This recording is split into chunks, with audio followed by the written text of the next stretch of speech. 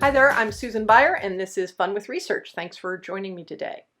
Another really great question that I got recently about research was from someone whose organization regularly captures information from their audience. They have an assessment that people take, and they have thousands of responses on that particular assessment. And the question I got was, how do we look at all of this and try to come up with something to base thought leadership content on, this existing research, as opposed to sort of starting a new project with the intent of thought leadership? And that's such a great question because many organizations have this kind of information.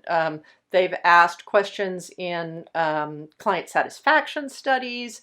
They have, like this organization, some kind of assessment. Maybe they did a study a couple of years ago and found some interesting things. And really the question was about how do I winnow down everything we got? What should I focus on when I'm thinking about building thought leadership? And that's a terrific question.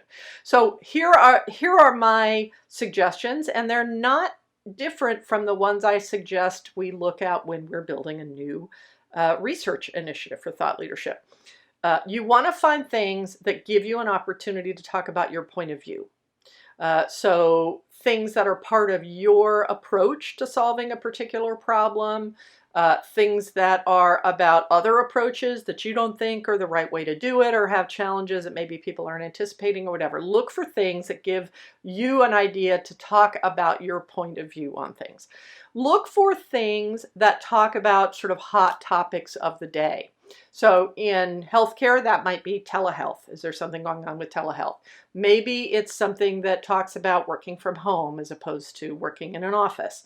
Depending on your audience and your data, you may have information that touches on assumptions, questions, whatever, that are really sort of the buzz right now. So look for that. Third thing, look for things that you think people in your thought leadership audience would find surprising. Things that go against common assumptions about the type of people that you have this data from. Things that maybe some people agree with, but others feel very strongly and don't agree with. Maybe sort of new ideas, things that would really sort of make people sit up and go, whoa, I haven't heard that before. That's interesting, or that's a new take on that.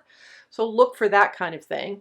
And then the fourth thing you always want to do is get enough in there that you can come up with content around your thought leadership for a while, right? Because you don't want to have to be doing this every like 2 weeks to come up with something new to say.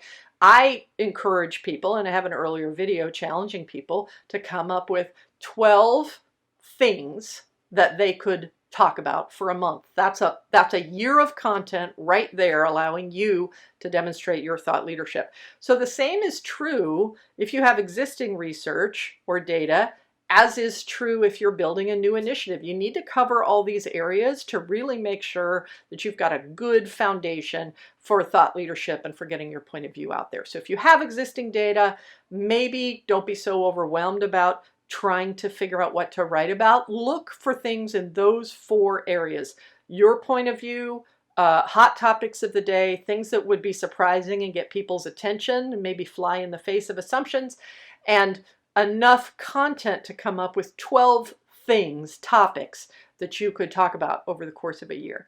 So that's my advice if you have existing data. Always, if you have any questions or want to chat, reach out, Susan at audienceaudit.com. See you next week.